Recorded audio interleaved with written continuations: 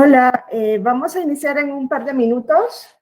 Estoy buscando una cosa que quiero comentarles, pero a ver si puedo.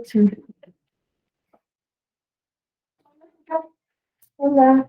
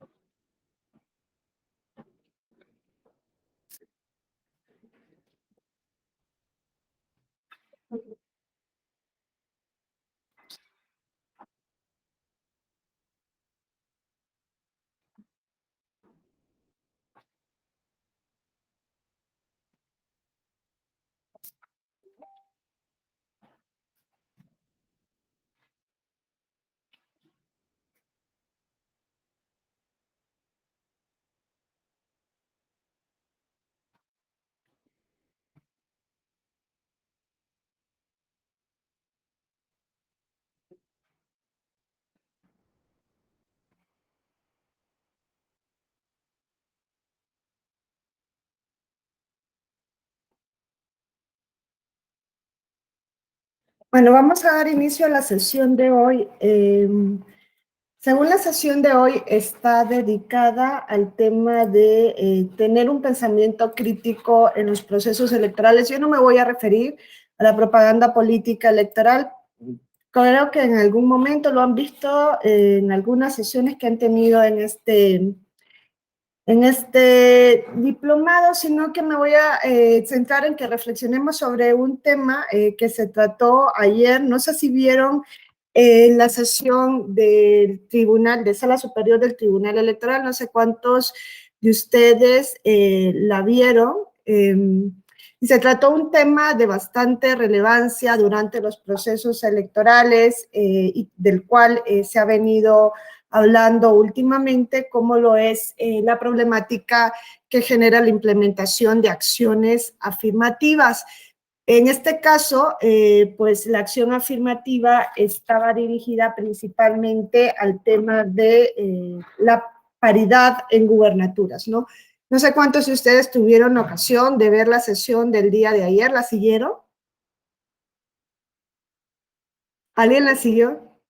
Vale, ayer bueno, Ricardo me dice que sí, pero el tema que se discutía ayer era pues lo de la candidatura a gubernatura en Oaxaca, en donde pues lo que se hizo por parte de la Comisión Nacional Electoral fue registrar a un único precandidato. Hubo una convocatoria por parte del partido político Morena, se trataba específicamente del partido político Morena, hubo una convocatoria. Y dentro de la convocatoria se presentaban aspirantes para la precandidatura de gubernatura, y dentro de esos aspirantes pues se presentaron 4 y pues lo que hace esta Comisión Nacional es elegir de esos 4 previamente, dice Sala Superior, valorando los requisitos, los perfiles de las personas aspirantes, y de las 4 personas, que eran 2 mujeres y 2 hombres, registran a un único precandidato a gubernatura. Hay ahí pues unas impugnaciones en ese sentido, pero el meollo, el fondo del asunto es que viene a Sala Superior previo a haber agotado las vías judiciales anteriores. Viene a Sala Superior definitivamente un JDC federal, a partir del cual una de las aspirantes a precandidatas, además de alegar que se comete violencia política de género en su contra, alega que el partido político había incumplido con el principio de paridad, en tanto en cuanto en Oaxaca se tenía que presentar a una candidata mujer y no a un candidato hombre. Esto tiene que ver, desde luego, la paridad es un principio constitucional, no es una acción afirmativa, pero tiene que ver con acciones afirmativas. ¿Por qué? Porque en la aplicación de la paridad, que nosotros sabemos que se convierte en paridad en todo a partir del año 2019, se está pidiendo ahora que se introduzca, para aplicar la paridad horizontal. Sabemos que la paridad vertical es la paridad en las listas, ¿no? Que debe estar integrada 50% mujeres, 50% hombres, y que implica también estas listas cremalleras, ¿no? Hombre-mujer, hombre-mujer, o mujer-hombre, mujer-hombre, y que además implica que propietario y suplente de la fórmula sean del mismo género, dado que una vez que se implementó en México la cuota de género y luego pasa a paridad, hubo una serie de fraudes y simulaciones por parte de los partidos políticos que ustedes conocen muy bien, ¿no? Que llega luego al caso Antijuanitas, y ahí se establece por parte de Sala Superior que las fórmulas tienen que estar integradas por personas del mismo género para evitar el fraude a la ley, y luego esto es recogido en la reforma en materia de violencia política contra la mujer por razón de género.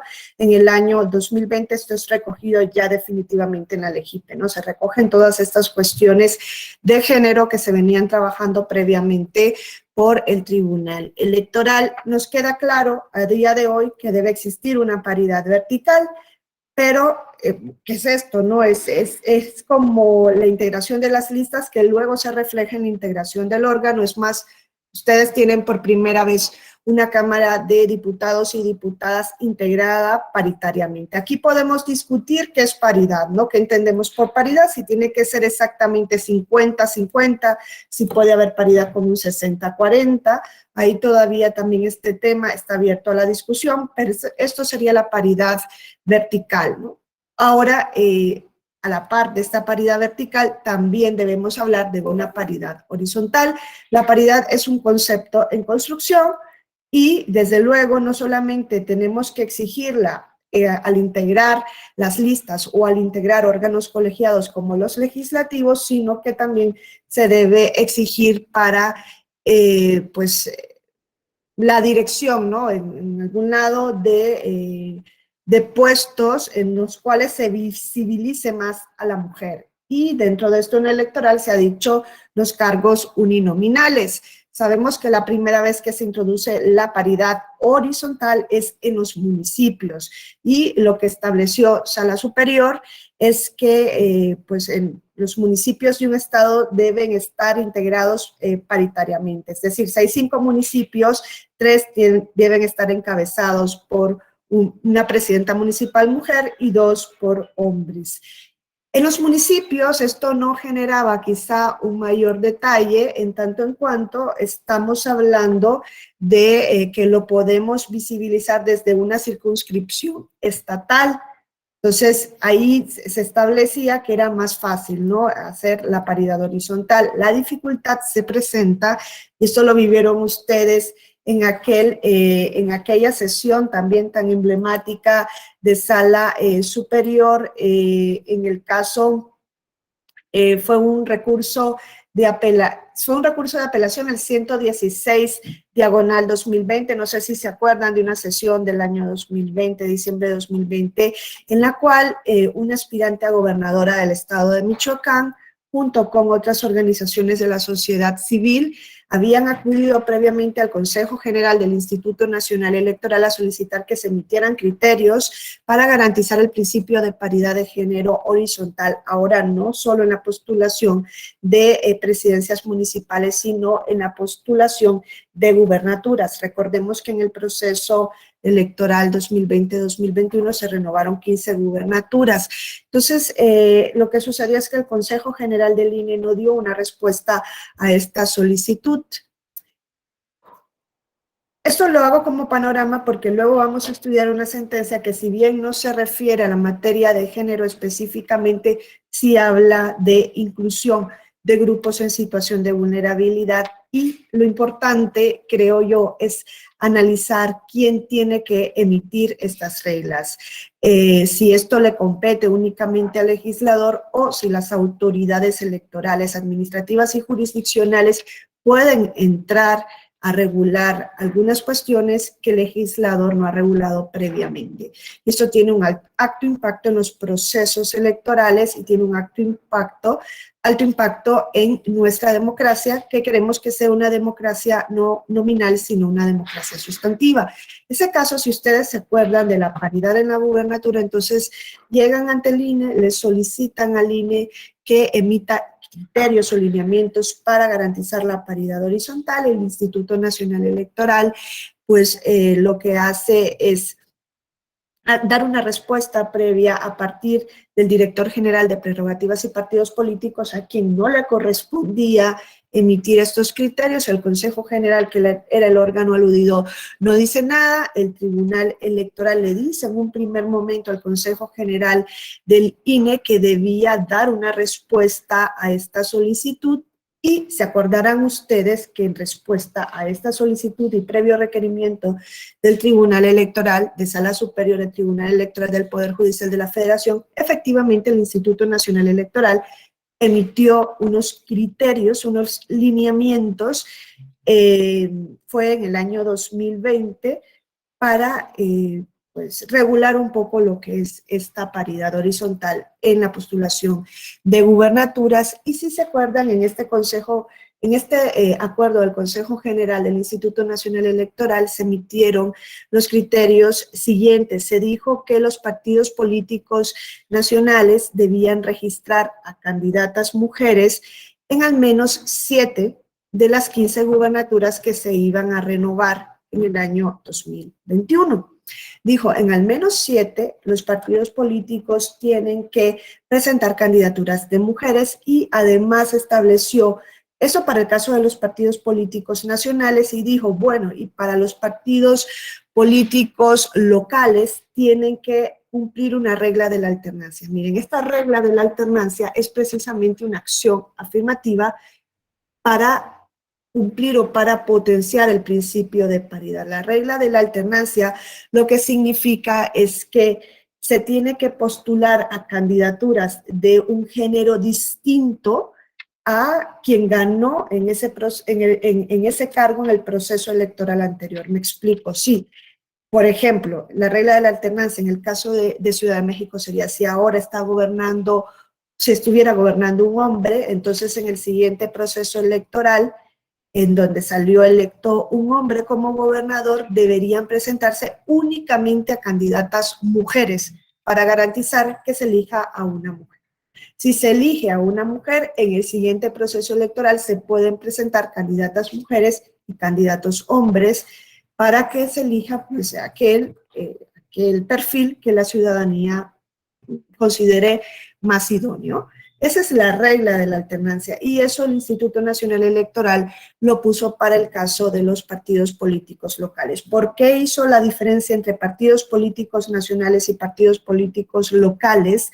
El instituto no lo argumenta. Aquí decía, los nacionales están obligados a postular a 7 candidaturas mujeres en las 15 gubernaturas a renovar. Y los partidos políticos locales tienen que postular preferentemente a mujeres, o mejor dicho, una persona de un sexo distinto a la postulación que hizo en el proceso inmediato anterior. A los partidos políticos locales de nueva creación les exhortaba a postular a candidatas mujeres. Hacía esa diferencia el acuerdo del Instituto Nacional Electoral, es decir, no se tomó una medida universal para todos los partidos y esto nos habla de la complejidad del tema, porque estábamos planteando por primera vez en México llevar la paridad a gubernaturas y recordemos que México es un estado federal y en ese sentido cada estado federado, cada estado miembro tiene su propia autonomía. Entonces, claro, esto no es una sola circunscripción en donde podamos decir hay 32 estados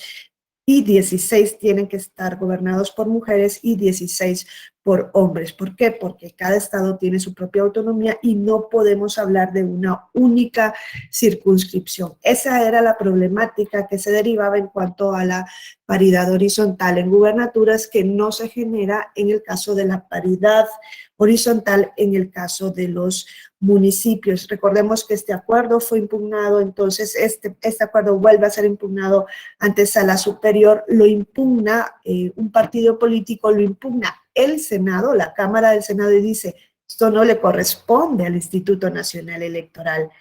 Regular esta materia es parte de las competencias de las cámaras que integran el Congreso de la Unión y además un grupo de mujeres va, que son parte de la sociedad civil, va y también impugna. ¿Por qué? Porque se le hacía una medida insuficiente el decirle a los partidos políticos, únicamente a los nacionales, tienes que presentar candidatas mujeres en 7 de las 15 gubernaturas.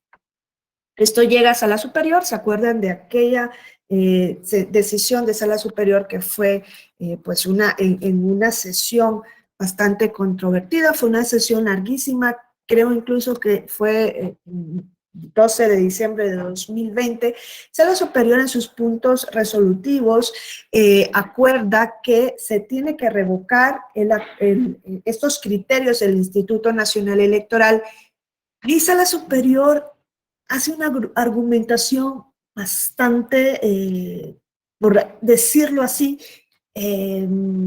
bastante complicada en el caso de la competencia del Instituto Nacional Electoral para regular esta materia. ¿Tiene competencia la autoridad administrativa electoral para poner en práctica, para poner en marcha, para potenciar la paridad en el ámbito horizontal?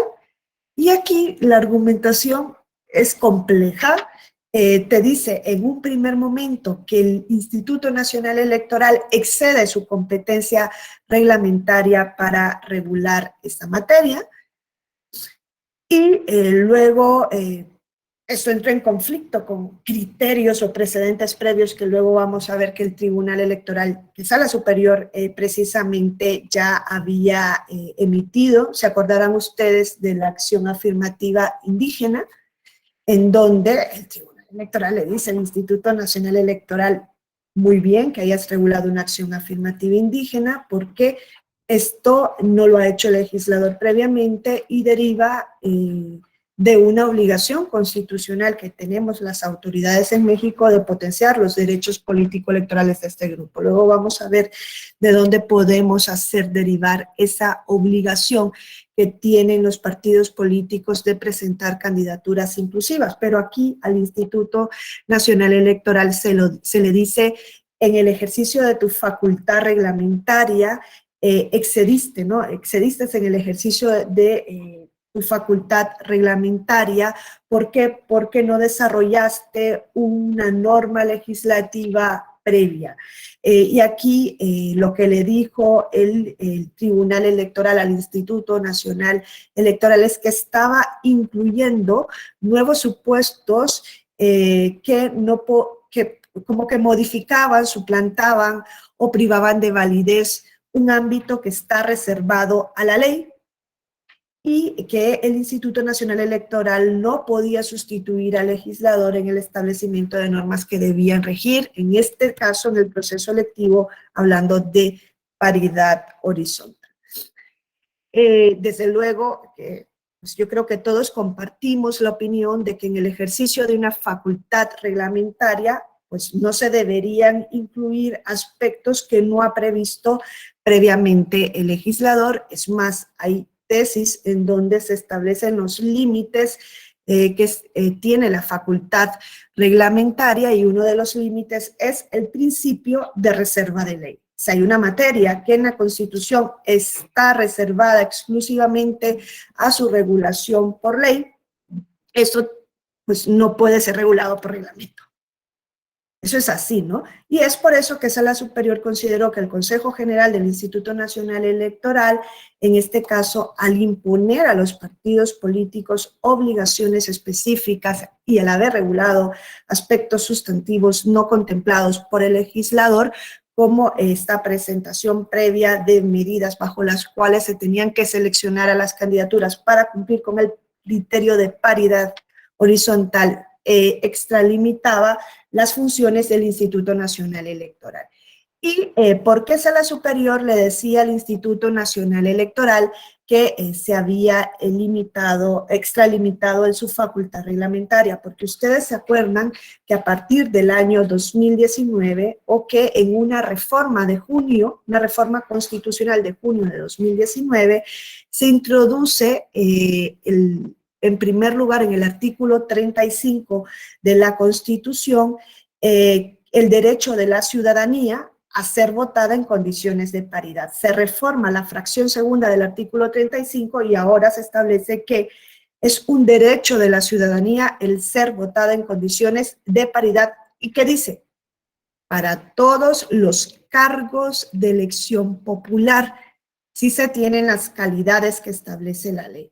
Hace una distinción la Constitución, dice en condiciones de paridad para todos los cargos, no dice únicamente para los cargos que se llevan a cabo a través de órganos colegiados, excluyendo a los unipersonales, no dice para todos los cargos de elección popular. Y en el artículo 41 establece específicamente la obligación de los partidos políticos de fomentar el principio de paridad de género, de cumplir las reglas que marque la ley para garantizar la paridad de género en las candidaturas a distintos cargos de elección popular.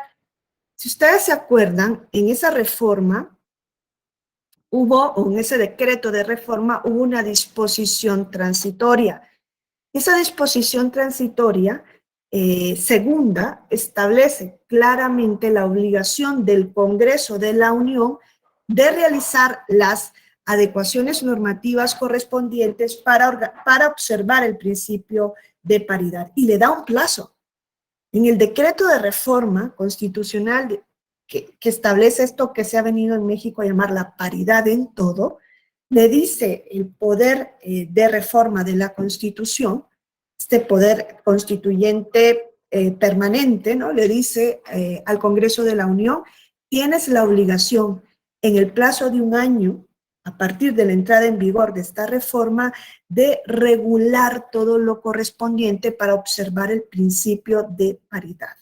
Ese plazo se vencía el 6 de junio del año 2020. Esto quiere decir, si el caso llega a Sala Superior en diciembre de 2020, quiere decir que el legislador no había cumplido con esta obligación que se establece directamente desde la Constitución. Se le decía, tienes la obligación de articular legislativamente todo lo que tiene que ver con la paridad de género. Y ojo, la disposición transitoria tercera de esta reforma constitucional del año 2019 establecía que la observancia de la paridad o del principio de paridad del artículo 41 de la Constitución iba a ser aplicable a partir del proceso electoral federal y local siguiente a la entrada en vigor de la reforma. Eso significa que la reforma fue en el año 2019, todo esto, la observancia del principio de paridad en todo, debía aplicarse en el proceso electoral siguiente, 2020-2021.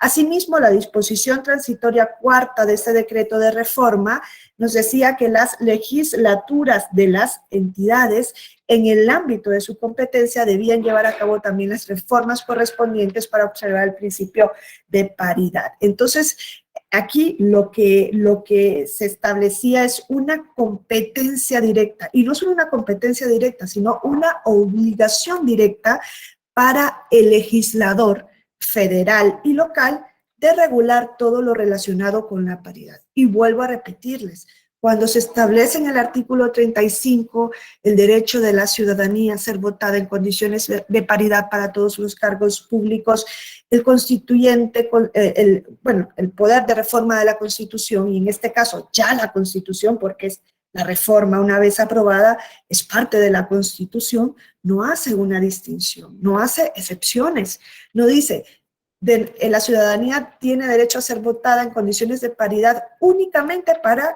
cargos en órganos colegiados. No hace esa distinción, dice para todos los cargos. Y entonces aquí es donde tenemos que empezar a abrir nuestra mente y decir, ¿incluye los cargos unipersonales o no? ¿Podemos hacer una excepción donde la Constitución no la hace? Y luego, ¿quién es el obligado directo a interpretar en una norma lo que se establece en esta reforma? Y ya les digo yo que las disposiciones transitorias de este decreto de reforma nos dice que es el legislador federal y local. Y es más, en el caso del legislador federal, le da un plazo de 1 año a partir de la entrada en vigor de esta reforma en materia de paridad en todo para regularlo. Ahora, se va ante el Instituto Nacional Electoral un grupo de, una candidata, una aspirante a candidata a la gubernatura de Michoacán, va ante el Consejo General del INE y activa esta cuestión y le dice, Consejo General del INE emite criterios para hacer efectiva esa paridad de la Constitución en el caso de cargos unipersonales en las gubernaturas. El Instituto Nacional Electoral emite esos criterios y les digo yo que lo hace de manera fraccionada. Dice, los partidos nacionales la van a cumplir así, los partidos locales así y los partidos locales de nueva creación de esta otra forma. Y llega el caso a Sala Superior, lo lleva, si no me equivoco, es el Partido Acción Nacional, lo llevaba también 2 partidos locales de Baja California, el Senado va y le dice a Sala Superior, es que esto es competencia nuestra, del Congreso de la Unión. Entonces, la autoridad administrativa no puede desarrollar por reglamento lo que es materia reservada a la ley.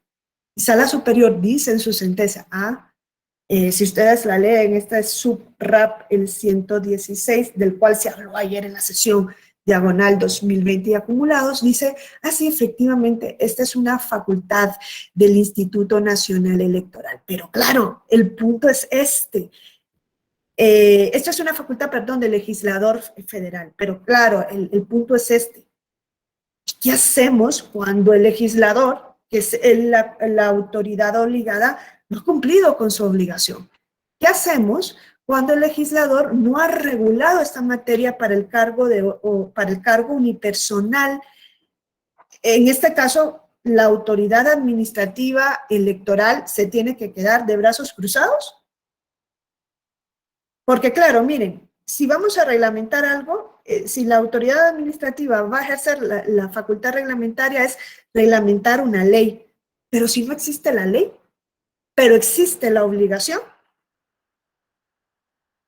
¿puede una autoridad administrativa por reglamento, que esa es su facultad normativa, regular algo que no está en la ley, pero que no está en la ley por virtud de una actuación omisiva del legislador? Porque claro, hay una omisión. Es más, había pasado, ya transcurrido el plazo de 1 año. El plazo de 1 año podía haber el legislador federal y los locales podían haber regulado esta paridad para el proceso electoral 2020-2021, o ya de manera general, ¿no? Establecer los criterios de paridad. Y aquí yo les voy a decir una cuestión también que en México es lo que se ha venido dando, ¿no? Lo que ha sucedido. En materia de paridad, la voz cantante no la ha tenido el legislador.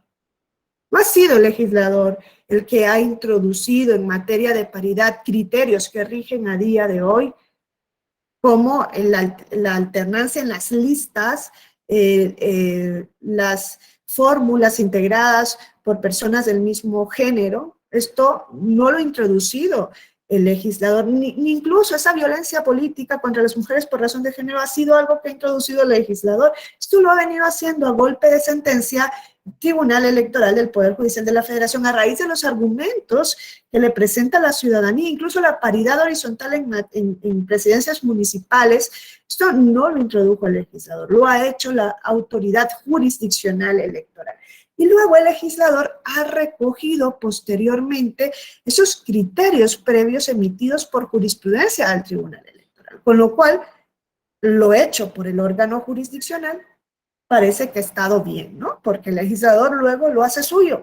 Pero claro, aquí lo que debería pasar, y no solo en el ámbito de género, yo luego me voy a referir a otros ámbitos, es que sea el legislador el que desarrolle esa obligación que le surge directamente desde la Constitución, que no sea una autoridad electoral el que lo haga. Y es por eso que el Instituto Nacional Electoral entra, en este caso, a regular algo que no estaba previsto en la ley, en la cual había una omisión legislativa. Entonces, en ese punto, el tribunal es donde yo les digo que patina en el argumento de la sentencia, porque lo que dice en la misma es que sí se excede en el ejercicio de la facultad reglamentaria porque esto estaba reservado a ley. Ya les conté yo por qué estaba reservado a ley. En esas disposiciones transitorias se decía, el Congreso de la Unión tiene un plazo de 1 año para desarrollar la paridad establecida en esta reforma, y luego decir que también las entidades legislativas podían en el ámbito de su competencia, debían en el ámbito de su competencia hacer esas adecuaciones normativas. Entonces, el tribunal por un lado dice eso, excede la facultad reglamentaria, y luego por el otro dice, pero como no hay una ley, entonces las autoridades electorales no nos podemos quedar pasivos ante la omisión. Como no hay una ley y sí hay una obligación de regular esto en las disposiciones transitorias del decreto de reforma que fue publicado el 6 de junio, si no me equivoco, del año 2019, entonces hay una laguna legal relacionada con derechos humanos porque no se han desarrollado las reglas específicas que correlacionan, en este caso a la paridad, con los cargos unipersonales. Y entonces, en este sentido, es que Sala Superior considera que, aunque se extralimita y reglamenta algo que no está en la ley, eso está bien hecho, porque había una omisión en materia de derechos humanos y las autoridades electorales no pueden dejar pervivir la omisión. Ahora, ¿se acuerdan ustedes por qué Sala Superior, pese a decir que había una omisión legislativa, le enmienda la planilla al Instituto Nacional Electoral? En este caso, ¿recuerdan ustedes lo que le dice al INE, Sala Superior, en esa sentencia de paridad en gubernaturas? Gubernaturas, estamos hablando de 15 gubernaturas, y de que México es un estado federal. ¿Alguien recuerda más o menos lo que le dice al INE en materia de invasión del ámbito federal?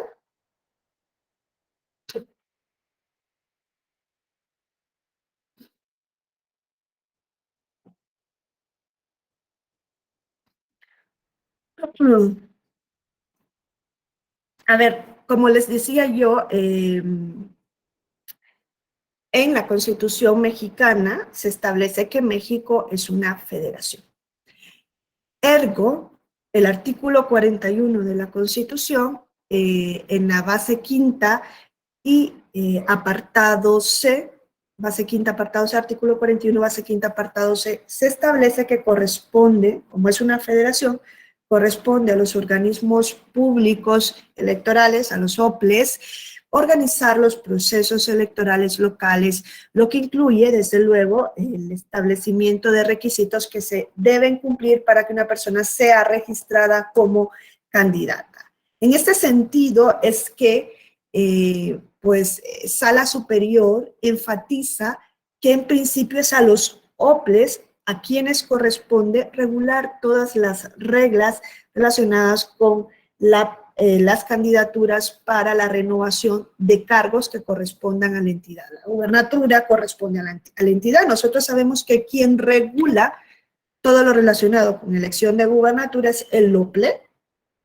Ahora les pregunto yo, ¿puede en algún caso el Instituto Nacional Electoral hacer una regulación que le corresponde al OPLE? Sí. Sí, Cindy. Ajá, en alguna de las facultades que tiene el Instituto Nacional Electoral es precisamente, o sea, habría que ver si es asunción o atracción, ¿verdad? Pero es donde dice que va a crear un criterio o va a sentar un criterio novedoso.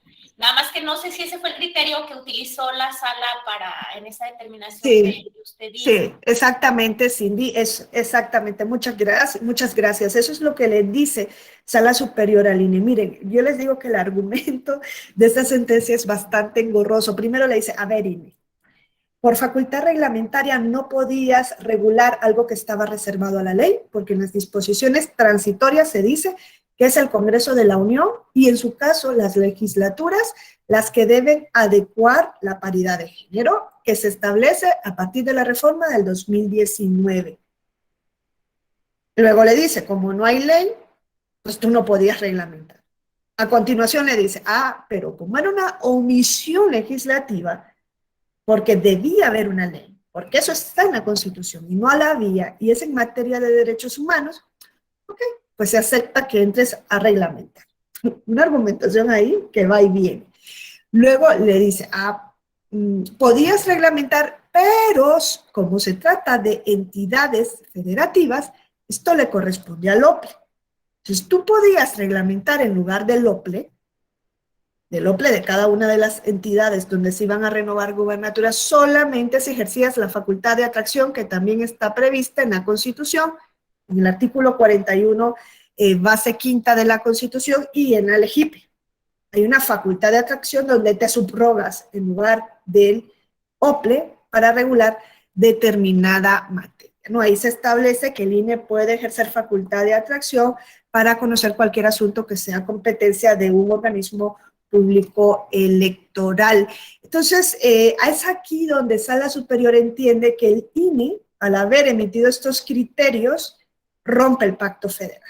Dice, esto no te correspondía a ti, esto le correspondía a los organismos públicos locales. Miren, aquí de lo que estamos hablando en general, yo creo que, y en eso es que quiero que reflexionemos, miren, es género y no sé si alguno o alguna se siente incómodo al hablar de paridad de género, ¿no? Porque muchas veces hay susceptibilidades todavía en materia de género y se dice, ¿por qué se va a preferir una mujer en lugar de un hombre si tienen las mismas cualidades? Para entender todo esto hay que ponernos en las circunstancias históricas. ¿Por qué? Porque venimos de un ejercicio de la política que ha estado ejercido únicamente por hombres. Eso es así, ¿eh? Venimos desde la Revolución Francesa, ha habido una exclusión. Y no solamente de mujeres, sino de otros grupos en el ejercicio de los derechos político-electorales. Entonces, gracias, amigo. Ha habido una exclusión. La Revolución Francesa, si nosotros la estudiamos, habla de la igualdad, libertad, igualdad, fraternidad, hermoso el lema, pero esa revolución culmina sobre la base de una desigualdad para potenciar los intereses de la burguesía. Eso es así. Y desde ese momento, tras la Revolución Francesa, se incluyó aquello que en México también existió, el sufragio censitario. ¿Quiénes podían elegir y ser electos en la Cámara Baja tras la Revolución Francesa? Solamente aquellas personas, censitario, ¿no?, estaban inscritas en el censo de propiedad. Los burgueses. Así nacen los derechos político-electorales, no nacen de manera restringida. que al día de hoy son derechos restringidos, no le corresponden a todos y a todas las personas, bueno, a todas las personas. Y no solo en México, eso en la mayor parte de las constituciones de Occidente es así. Incluso en España, el artículo que establece los derechos político-electorales en la Constitución, que es el 23, es el único que dice solamente los españoles. De los derechos fundamentales en España es el único que dice los españoles, y para ser español hay que ser ciudadano. En el resto de derechos se dice las personas o todos, todas. Entonces, eso es así, ha nacido de manera restringida, ¿no? Entonces, al hablar de paridad, estamos hablando de un instrumento que ya es un principio constitucional que se introduce para ir equilibrando la participación conforme a la realidad. Si el grupo de mujeres constituye el 50% de la población, pues debe tener un 50% de representación en los órganos. Eso es así. Y no es quitar a un hombre que ya esté en la política, no, es introducir a las mujeres en la política. Quizá lo tenemos que ver desde esta otra perspectiva, no de lo que estamos quitando, ¿no? Sino de lo que estamos equilibrando. Pero lo que quiero llegar es que con todo esto, lo que nos debe quedar claro en México es que ha existido una omisión por parte de autoridades de cumplir con un mandato que está no solo en la Constitución, sino que nos vamos más allá de ello también en tratados internacionales en la materia.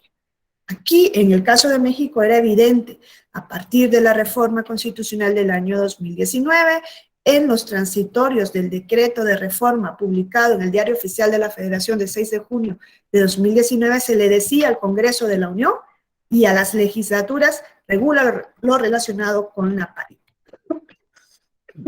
paridad. Y no se había cumplido.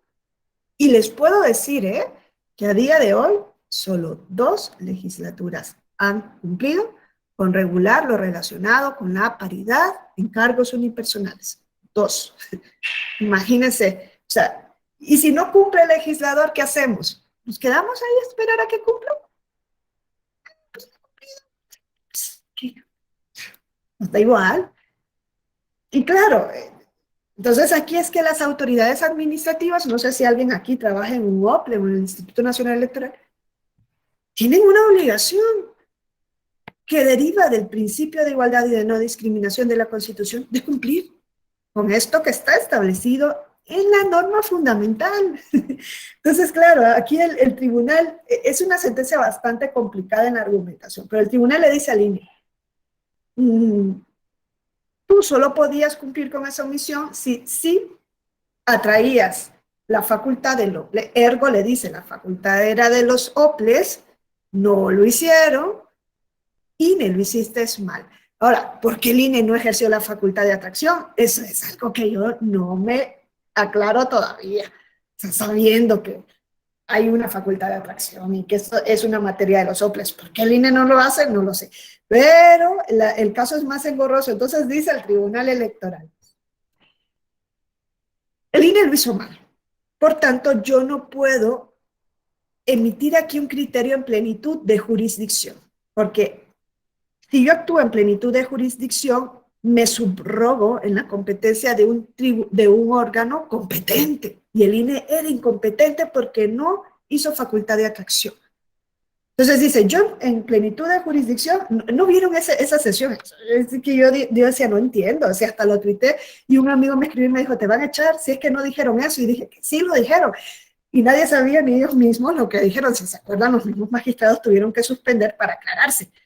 Porque el secretario de acuerdo decía que no dijo, que el otro dijo, el magistrado comenzó a decir que no dijo lo que dijo el otro. Fue un borrosísimo. ¿Por qué? Porque esto nos dice que el tema es muy complejo. Ese tema es muy complejo y es de muchísima controversia y sensibilidad, ¿no? Entonces, lo que dice el INE, a ver, yo no puedo asumir en plenitud de jurisdicción porque el Tribunal Electoral no puede hacer lo que el INE no hizo. Si el INE no ejerció facultad de atracción, yo no puedo ejercer eso porque esa es una facultad que le corresponde, dijo el magistrado de la Mata, me acuerdo, intuitu órgano. Hasta me acuerdo que dijo, es intuitu órgano. Porque, a ver, antes, paréntesis. Este proyecto lo llevaba la magistrada Otalora. Y la magistrada Otalora decía, el INE lo hizo mal, pero el tribunal lo va a hacer mejor. Y si el INE dijo que los partidos políticos nacionales están obligados a postular a 7 mujeres de las 15 gubernaturas a elegir, luego yo les cuento qué significa esto de 7 de 15, dijo el tribunal, nosotros vamos a decir 8 de 15. Y ahí comenzaron a decir que sí, que sí, no, que no. Ese fue ahí el lío principal, ¿no? Que uno decía, sí, los resolutivos de este caso, hubo unanimidad en acumular los asuntos. Luego hubo unanimidad en revocar el acuerdo del INE porque el INE no había ejercido facultad de atracción para establecer las reglas relacionadas con procesos locales. Pero en el tercer resolutivo, que era vincular al Congreso de la Unión y a los congresos locales, aquí me estoy adelantando, también hubo unanimidad. Fue en el último resolutivo donde, bueno, ahí yo creo que no hubo unanimidad en vincular, ahí sí hubo votos dispersos, ¿no? Unos decían que sí se tenía que vincular al Congreso de la Unión y no a los estatales, otros decían que a los estatales y no al Congreso de la Unión. Ahí donde hubo el principal enredo fue en que si se debía vincular o no a los partidos políticos. Porque está claro que el Congreso de la Unión y las legislaturas tienen que regular esa materia. Esta es una obligación que está en la propia Constitución, pero los partidos políticos tienen la obligación cuando no lo ha regulado aún la ley. Y aquí es donde los magistrados y las magistradas no se ponían de acuerdo. Ya les digo yo que el proyecto decía que sí, que se tenía que vincular a los partidos políticos a postular a 8 candidatas mujeres, decía el proyecto, y al final vino el magistrado de la Mata, interviene y dice, pues no podemos validar el acuerdo del Instituto Nacional Electoral porque estuvo mal hecho. El instituto decía que había que vincular a los partidos políticos nacionales a presentar 7 candidatas mujeres. O sea, no nos podemos subrogar, dijo el magistrado de la Mata, esto fue parte de su intervención, porque no podemos ejercer plenitud de jurisdicción porque el INE es incompetente de origen, pero podemos decir, nosotros como Tribunal Electoral, que vinculamos a 7 partidos políticos a los partidos políticos a presentar 7 candidaturas, o sea, la misma gata pero revolcada. Dijo, el INE dijo 7 candidatas, el proyecto dice 8, nosotros no podemos subrogarnos en la competencia del INE porque el INE no ejerció facultad de atracción y eso es una facultad que el artículo 41, base quinta, establece intuitu persona. Pero dijo el tribunal, nosotros como Tribunal Electoral del Poder Judicial de la Federación, es decir, como el Tribunal Constitucional en la materia, ante una omisión legislativa, pasando por encima de lo que hizo el INE, lo desconocemos, solo vamos a ver que hay una omisión legislativa, vamos a vincular no solo al Congreso de la Unión y a las legislaturas para que regulen en el ejercicio de su libertad configurativa legislativa lo relativo a la paridad de gubernaturas, sino que además vamos a vincular a los partidos políticos. ¿A cuánto? 7. Perdón, ¿a cuántas candidaturas? A 7. A presentar 7 candidaturas de mujeres. Lo mismo que había dicho el INE lo dice Sala Superior, pero con base a que es un tribunal constitucional en la materia. ¿Qué significa que sea un tribunal constitucional en la materia? Pues significa que está obligado por el artículo 1 de la Constitución a proteger, promover y garantizar los derechos humanos cuando la autoridad facultada para ello no lo ha hecho. Eso es como el análisis que hace el Tribunal Electoral del Poder Judicial de la Federación. Dice, somos el Tribunal Constitucional en el ámbito electoral de México. Fue un ejercicio retórico esto que realiza el Tribunal Electoral en esta sentencia. Esa sentencia de sala superior puede catalogarse, como lo leí en un texto, como un ejercicio retórico peculiar. Yo no me atrevería a decir eso, sí me atrevo a decir que esa sentencia es muy mejorable en materia de argumentación. Esa sentencia, para entenderla hay que volver a interpretarla, o sea, no es fácil de leer, dice una cosa, dice la contraria y luego sale con algo en medio, o sea, pero en lo que yo sí estoy de acuerdo, y en eso quizá mi mentalidad es muy activista, yo no sé qué opinan ustedes en esta materia, es que como máxima autoridad jurisdiccional y como tribunal constitucional en la materia electoral, y digo que es un tribunal constitucional en la materia electoral porque el artículo 99 de la Constitución dice que las salas del tribunal pueden inaplicar una norma que sea contraria a la Constitución, y esto lo convierte en un tribunal constitucional. Entonces, como tribunal constitucional y como máxima autoridad jurisdiccional en la materia electoral, debe el tribunal asegurarse que la falta de una regulación legislativa, en este caso, en paridad en cargos unipersonales, no se traduzca en el incumplimiento de un mandato constitucional. Y esto es parte de la justicia electoral inclusiva. Eso es parte de la labor que ha venido haciendo el Tribunal Electoral. Si ustedes se ponen a estudiar esos casos de inclusión en materia indígena, en materia de voto de personas en prisión preventiva, de voto de personas en situación de calle, ahí han existido lagunas legislativas que no han regulado mandatos derivados de la Constitución. Quizá la Constitución no establece directamente, las personas en prisión preventiva tienen derecho a votar. ¿Dónde está ese mandato en la Constitución? No lo tenemos de manera expresa, ni tampoco de manera expresa está que las personas en situación de calle tienen derecho a votar. Es que no nos ponemos a pensar que una persona en situación de calle no puede tener una credencial para votar con fotografía si no presenta uno de los requisitos que se establece en la ley, que es comprobante de domicilio. Y si está en situación de calle, ¿cómo va a tener comprobante de domicilio? Miren, eso nos parece algo cantinflesco, pero no es así. Es que llegó antes la sala, en este caso era de Distrito Federal, antes que cambiar el nombre, llegó un caso de una persona que tenía varios años en situación de calle. Él decía, yo no soy indigente, yo tengo mis ingresos porque ejecuto instrumentos musicales. Y él lo que quería era reactualizar su credencial para votar con fotografía, porque la credencial para votar en México no solamente es esto, no solamente se sirve para votar, es que te sirve para identificarte, es el documento oficial de identidad. Y es decir, yo quiero ir al banco, abrir una cuenta para ingresar el dinero que yo me gano ejecutando mi instrumento musical.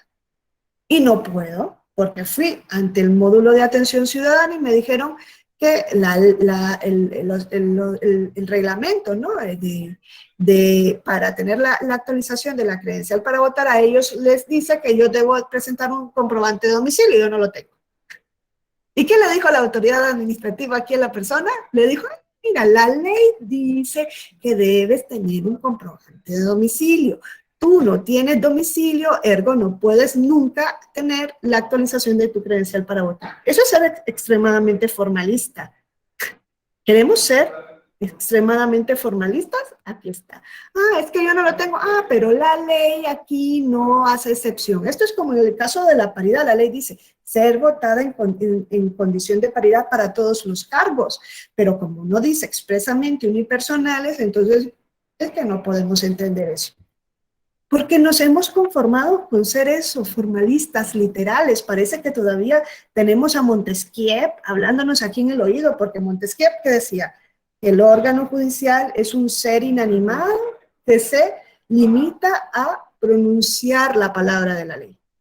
Un autómata. ¿Qué es un autómata? Una máquina que repite, repite, repite. ¿Tenemos autoridades así? ¿No es la salida más fácil decir, es que como el legislador no dijo y yo ya busqué? No. Fácil. Ese es me atrevería a decir que es una actuación incluso cobarde. Porque luego me va a venir a mí una sanción por estar diciendo lo que la ley no dice. Pero no reformaron su constitución, que dicen que es el nuevo paradigma, que todo se tiene que interpretar pro persona y que todas las autoridades. Yo no sé dónde leen que solo la autoridad jurisdiccional, todas, tienen la obligación de promover, proteger, garantizar. Es el otro que dice promover, proteger, garantizar y se me olvida los derechos, ¿no? Que están no solo en la Constitución, sino en tratados internacionales. Esto no, respetar, gracias Martín, nos obliga a llevar a cabo labores interpretativas que quizá no le agraden a todos y a todas, pero son labores interpretativas que deben soportar en su argumentación un test de racionalidad y de proporcionalidad.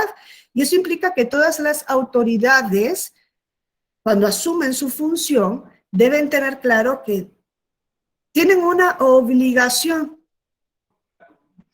de aplicar las normas en el sentido que mayormente favorezca a la persona. Y para eso hay que estudiar.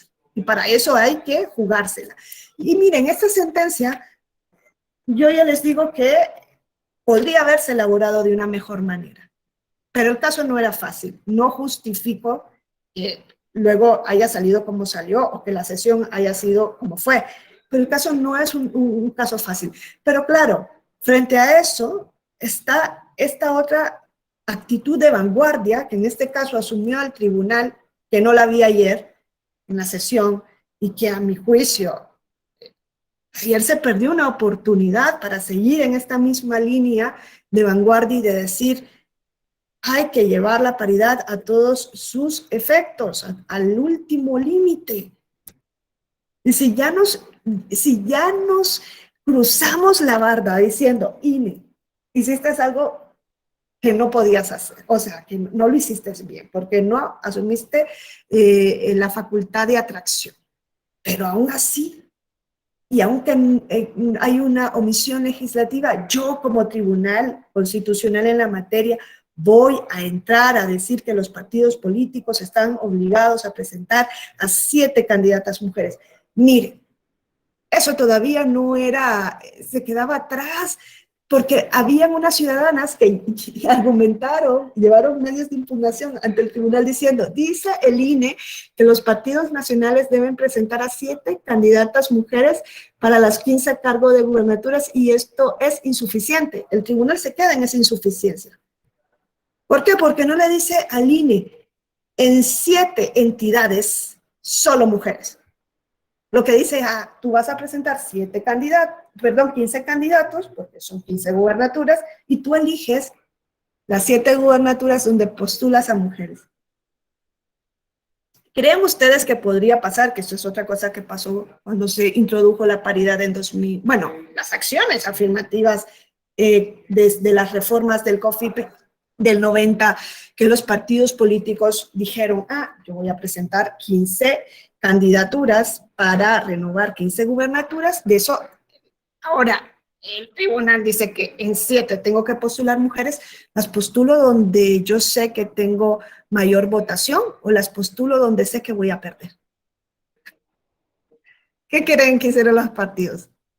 Miren, al final luego dicen, no, es que de esta medida que se implementó, miren, esta medida la implementó el tribunal reactivando algo que ya había hecho el INE, que no lo hizo por voluntad propia, sino porque le llevaron una petición. Les dije que era la misma gata, pero revolcada. Pero luego dice el tribunal, a raíz de esto, 6 mujeres llegaron a la gubernatura. De esas 15 fueron electas 6. En el resultado salió bien. Se ve que la gente votó por las candidatas. De las 15 gubernaturas que se eligieron en el proceso electoral pasado, salieron 6 gobernadoras electas directamente que se sumaron, si no me equivoco, a 2 que existían previamente, con lo cual hay 8 mujeres de 32 entidades federativas. Pero a ver, ¿desde cuándo existen entidades federativas en México? Desde 1824 que se asumió la federación. ¿Saben que hasta la fecha en 25 entidades federativas nunca había gobernado una mujer? Ah, pero dices, no, ¿cómo vas a presentar solo mujeres? Mm, hay que presentar mujeres y hombres, pero es que si las sigues haciendo así vas a tener el mismo resultado. De alguna manera hay que potenciar el qué, no el que las mujeres gobiernen para siempre. Hay un libro que a mí me encanta de la escritora nicaragüense, que es mi paisana, Yoconda Belli, que habla el país de las mujeres. Y ella en esa novela reproduce, ¿no?, ese sueño, algo ficticio de que un país sea gobernado únicamente por mujeres, claro, durante un tiempo, no hay limitado, pero dice, ¿qué pasa? Y cuenta, ¿qué pasaría si gobernasen solamente mujeres? Yo no estoy diciendo que hay que pasar y ahora, como solo han estado hombres, ahora solo van a estar mujeres, no, pero hay que introducir de alguna manera, medidas que potencialicen ver a la mujer en el cargo. ¿Por qué? ¿Por qué la mujer no podía llegar al cargo de legisladora? Y eso no solamente en México, eso también en Europa, que vamos muy avanzados, ¿no?, en materia de derechos. En paridad México es la panacea, aunque sea paridad cuantitativa todavía. ¿Por qué? Decía, la mujer no puede entrar a la política. Hay un pasaje de una sesión de las Cortes Constituyentes de España de 1931, que es la constitución previa a la que tiene España ahora, y en ese pasaje que se reproduce en una película, se establecía que las mujeres no debían entrar a la política porque las mujeres eran seres que no podían razonar, hormonales. Cuando te viene el periodo menstrual, la mujer no razona, no piensa, además va a votar por la iglesia, decía. Quiero buscar el pasaje antes de irme, para que vean que yo no les estoy contando por ser mujer, han de decir, bueno, esta viene aquí por ser mujer, hacernos aquí la charla. Yo no quiero que ninguno aquí ahora sea defensor de los derechos de las mujeres. O sea, si lo quieren ser, magnífico, pero es simplemente contextualizar de dónde venimos. Miren lo que decían en España, que yo no les estoy diciendo de América, porque luego dicen, hoy nosotros vamos súper atrasados. Eran las Cortes Constituyentes de España del 31.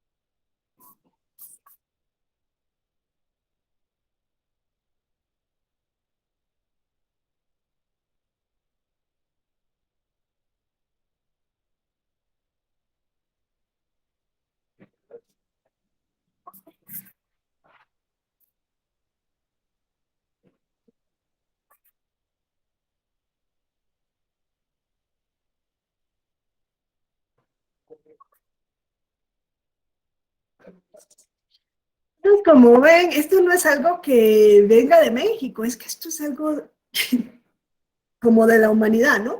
En Suiza, panacea de la democracia, la mujer pudo ejercer el derecho al voto a nivel federal en 1970, y uno de sus estados federados, que se denominan cantones, en el 90. ¿Por qué? Porque tienen esa percepción, son muy tradicionales. La mujer en su casa y el hombre en lo público. De ahí venimos.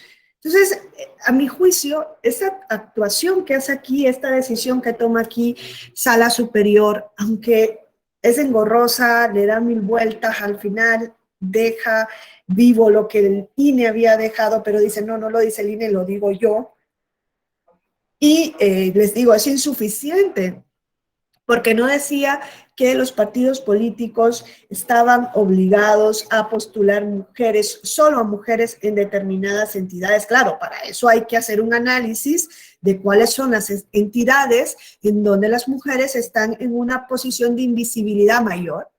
Hay que hacer un análisis de cuál es la situación de las mujeres en cada una de las entidades para crear bloques de competitividad. Sobre eso se habló ayer. Me dirán ustedes que conocen mejor México y la situación mexicana que yo, si Oaxaca es una entidad en donde la mujer está súper bien. Violencia, la mujer está muy bien representada. Los mayores casos de violencia política que han llegado a salas superiores, más ustedes se acordarán de los precedentes que se han dictado en esta materia, el modo honesto de vivir como una causa de inhabilitación, ¿no? ¿Se acuerdan que hubo una interpretación en ese sentido? Si se comete violencia política en el ejercicio del cargo, si la comete un hombre o una mujer, que es indistinto. Y se quiere reelegir, no tiene modo honesto de vivir y no puede reelegirse inmediatamente. Lo del registro de personas sentenciadas por violencia política, ¿se acuerdan de ese caso que también fue conflictivo? Todos esos casos tenían su origen en violencia política cometida en Oaxaca.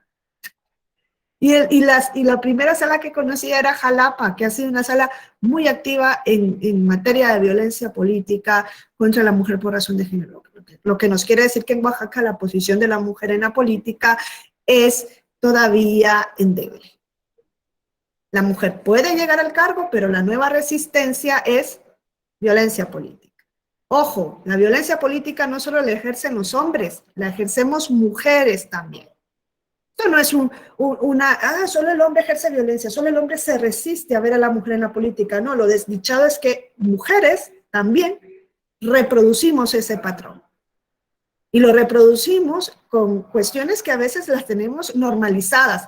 Vemos a una mujer que está en un puesto político o como candidata y comenzamos a decir, sí, hombre, lleva una falda, mira el vestido que lleva, hombre, claro, ¿por qué va a estar en la política? Mírele el cuerpo, no, es que lleva un escote, no, es que es la mujer o la amante. Eso lo hacemos las mujeres también. Bueno, y hay casos en los que mujeres funcionarias le han puesto barreras a otras. Me acuerdo de un caso de una mujer embarazada que no le daban el permiso prenatal, ¿no? No se lo daban. Y lo que le decía la presidenta municipal es, tú quieres acceder, paga la mitad del salario de quien te va a sustituir durante el tiempo. Hombre, eso es una violación evidente de derechos que están ya plasmados en la legislación. Entonces, este es como el panorama del cual venimos. Y ayer les decía yo que hubo una sesión de sala superior en donde pues una aspirante a precandidata a gobernatura de Oaxaca por el partido de Morena llegaba a sala superior. No tengo la sentencia ahorita a mano, pero lo que le decía a salas superiores, yo ya fui ante el tribunal local y ya le dije que el partido Morena en su convocatoria no cumplió con los criterios de paridad. Además, ella manifestaba que se le había ejercido violencia política por razón de género desde que manifestó que iba a aspirar a precandidato. Una cosa es ser aspirante y otra cosa es ser precandidata. Y el partido político tiene un procedimiento para pues tener el registro de precandidato y luego la candidatura. Ya les dije yo que se presentaron 4 aspirantes a precandidatos de gubernatura en Oaxaca, 2 mujeres, 2 hombres.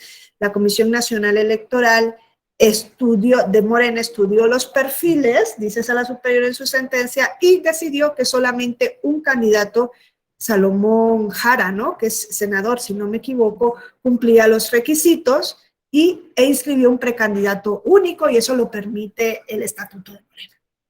Y dejó fuera a las dos mujeres. Estas dos mujeres luego llegan ante Sala Superior a impugnar. Ahorita leo el chat.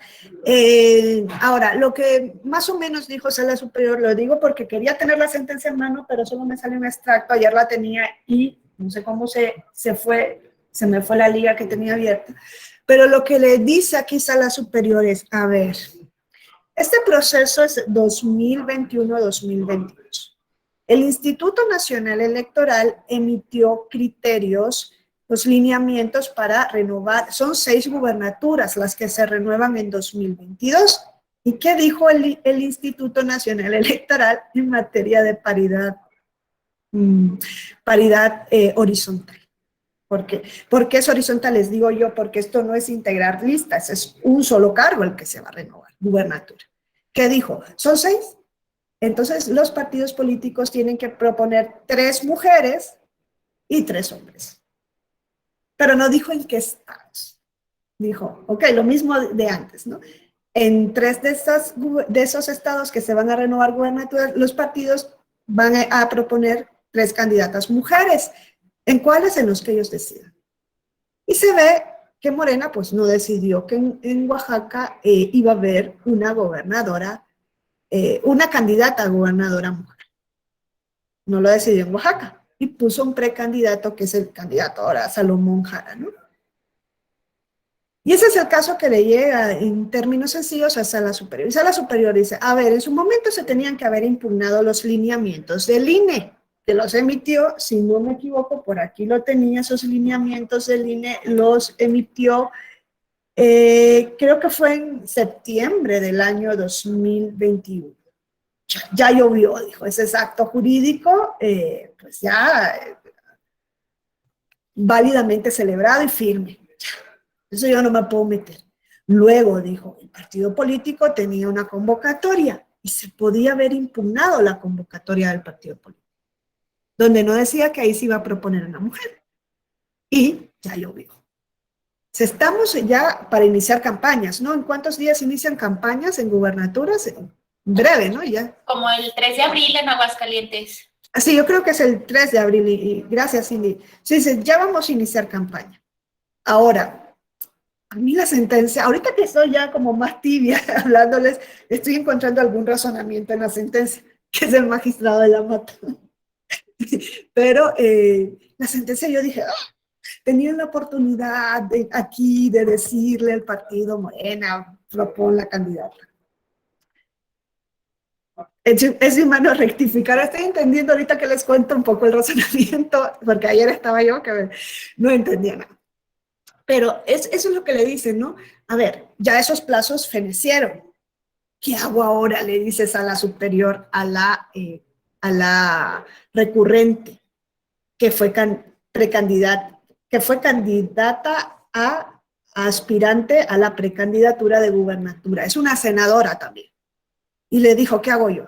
Le digo a Morena, presenta a una mujer de candidata a gubernatura para cumplir la paridad horizontal, pero es un solo partido, dice. Este caso viene una aspirante frente a Morena. Es un solo partido. A partir de esta sentencia yo puedo obligar al resto de partidos en Oaxaca que no han sido, nadie ha presentado un medio de impugnación en su contra, puedo decirles, y ustedes también tienen que presentar solo a mujeres en Oaxaca, porque esta era una aspirante a precandidata frente a este partido político. Podía ser la superior a partir de este caso haber dicho, ok, sí, voy a decirle a Morena, no cumpliste en tu convocatoria, aunque sea ya un acto firme, me voy a retrotraer en el tiempo, presenta, que fue lo que, si ustedes no vieron la sesión, vean, que ahí está, es que las 2 mujeres que habían sido aspirantes a precandidata presentaron el medio de impugnación. Uno le quedó al magistrado de la Mata y otro al magistrado Vargas. El magistrado Vargas fue por la línea de que sí tenían que obligar a Morena a presentar una candidata mujer. Pese a que los lineamientos del INE se habían emitido el año pasado y no fueron impugnados, pese a que la convocatoria no había sido impugnada.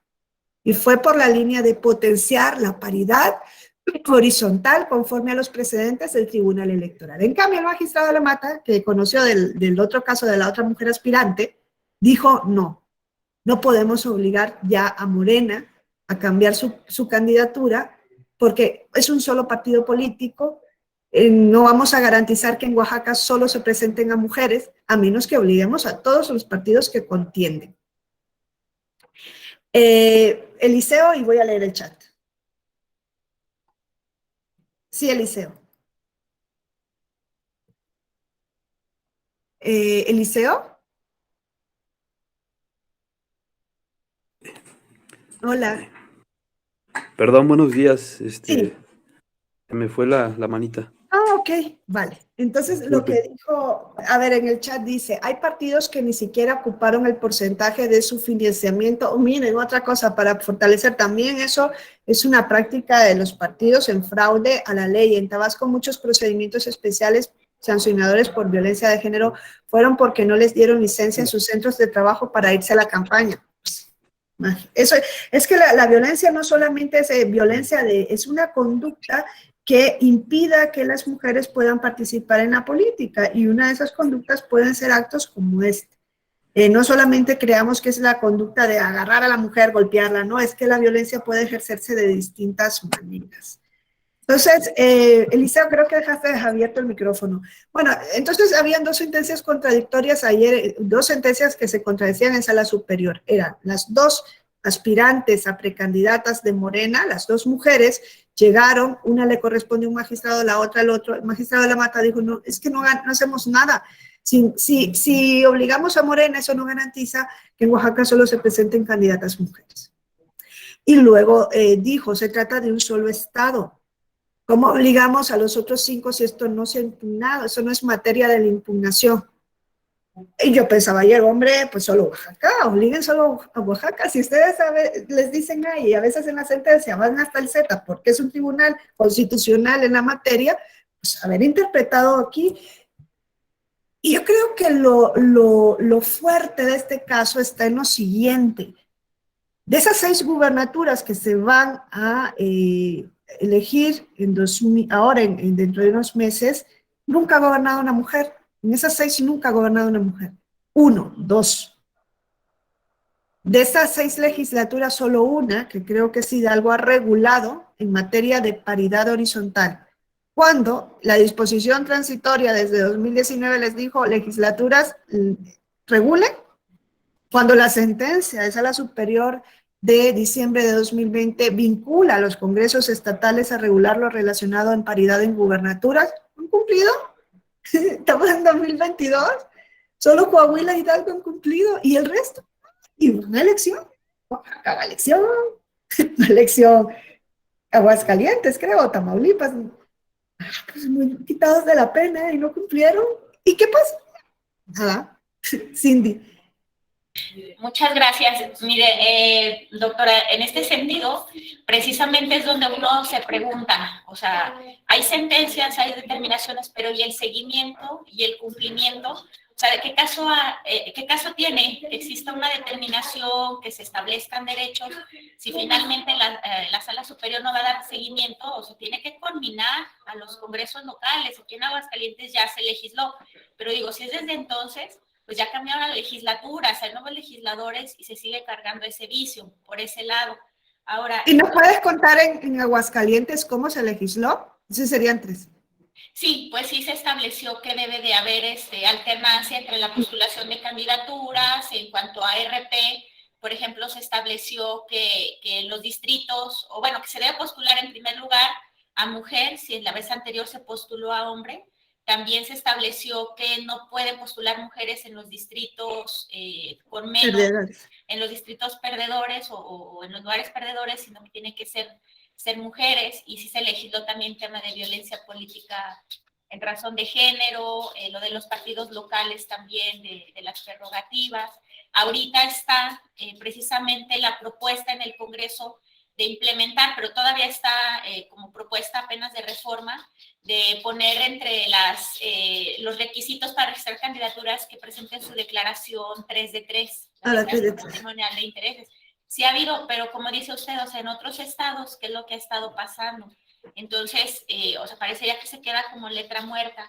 En relación al otro cuestionamiento que decía que se alcanzaba para que obligaran a los demás partidos, aparte de Morena, para haber postulado mujeres, yo considero que no nos alcanzaría porque ahí están resolviendo una problemática interna del partido Morena, o sea, su proceso interno de selección. O sea, es un caso muy peculiar o una circunstancia que aconteció al interior del partido y ahí el obligar a los otros partidos a seguir estas reglas creo que sí se está extralimitando. Caso contrario sería si estuviéramos hablando de un lineamiento del OPLE o lineamiento del INE, donde ahí ese va para todos y aplica a todos, y ahí sí les dice, ¿sabes qué? Aplica la paridad horizontal o postula la mitad de tus candidaturas, pero en este caso es una problemática particular que promovieron esas candidatas y en los otros no hubo controversia, en nuestros partidos no hubo esa controversia, entonces a mi parecer no alcanzaría. Creo que sería importante delimitar los actos impugnados o los actos reclamados. Si es un acto como una norma reglamentaria que aplicaría de manera general o si es una circunstancia particular, pero sí sentaría un criterio o un precedente respecto del cual, pues, tanto la autoridad administrativa como los otros partidos abrir los ojos para poder hacer esos planteamientos. Y bueno, quisiera aprovechar nada más porque tomé nota de dos cosas que usted comentó hace rato de si las autoridades administrativas les alcanza o no para ser progresivos en aplicación o potenciar derechos. Creo que una palabra fundamental que usted dijo fue potenciar, o sea, de esto se trata precisamente todo este tema de derechos humanos y de medidas afirmativas y de mujeres y de grupos en situación de vulnerabilidad. O sea, si bien, por ejemplo, las autoridades no pueden realizar un control de constitucionalidad, no pueden aplicar una norma, pero existen otras herramientas como la interpretación conforme que les permite ampliar derechos a partir de una norma y toda o sea, el bagaje que nos da la Constitución y nos dan los tratados internacionales. Finalmente, si hace una interpretación conforme que va a ampliar derechos que no afecta desproporcionalmente a los demás y como usted decía está sustentada en argumentación, pues claro que se puede, o sea, como un tribunal o una sala superior, ¿cómo le va a decir a la autoridad que se extralimitó si finalmente está actuando dentro del marco normativo, está justificando que no está afectando derechos de terceros de manera desproporcionada y que al contrario, la naturaleza de estas medidas afirmativas y de estas acciones es precisamente en una situación progresiva, de situaciones que a lo largo de la historia, como dice usted, en México, en el derecho comparado, se ha habido que hay una desventaja y ha habido, o sea, una merma sistematizada, o sea, ¿cómo no hacerlo? Yo coincido totalmente en lo que dice usted, es más bien comodidad o a veces ignorancia de la ley de decir, ¿sabes qué? Pues yo me atengo a lo que está aquí, pero definitivamente sí se puede. Y también otra cosa, o sea, yo creo que el sistema de partidos políticos ya está muy viciado, ya está muy superado, tiene que haber también un replanteamiento. Entonces, si no estamos viendo voluntad de los legisladores, pues lo que hay que hacer es precisamente a través de determinaciones, a golpe de sentencias o de interpretaciones de las autoridades electorales, pues, o sea, no hay una interferencia o una injerencia en los partidos políticos, se está viendo que no hay voluntad, como se decía hace ratito en el comentario, no se les da el financiamiento posible, o sea, se están haciendo los locos, se están haciendo los tontos, entonces, pues vamos poniendo estos criterios, ¿no? De lo que comentaba ayer de la sesión de sala superior, no vi ese tema en específico, pero sí vi otro que también a mí me causa mucho conflicto en un problema de aquí de Aguascalientes, del OPLE, donde se denunció violencia política en razón de género del presidente del OPLE.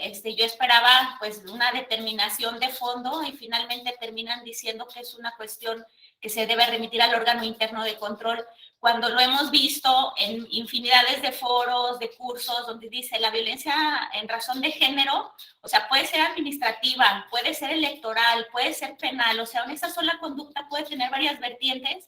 Vemos el avance y finalmente, o sea, bueno, a ver, quiero ver la sentencia, pero pareciera que sala superior en esa, a veces que no entendemos sus determinaciones, dice, no, o sea, es para el órgano interno de control, o sea, yo no advierto nada cuando es precisamente en el ejercicio de un cargo electoral que se dieron esas circunstancias, o sea, como que a veces uno espera resoluciones de fondo y como más consistentes, más congruentes, pero precisamente por eso también está padre estas clases de pensamiento crítico, porque pues nos da herramientas y nos da pautas para poder analizar y cuestionar las determinaciones que dan las diferentes autoridades, ¿verdad?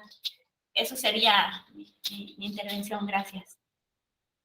Muchas gracias, muchísimas gracias, Cindy. Ha puesto sobre la mesa cuestiones trascendentales. Me queda la duda de si en Aguascalientes se legisló lo de paridad en gubernaturas.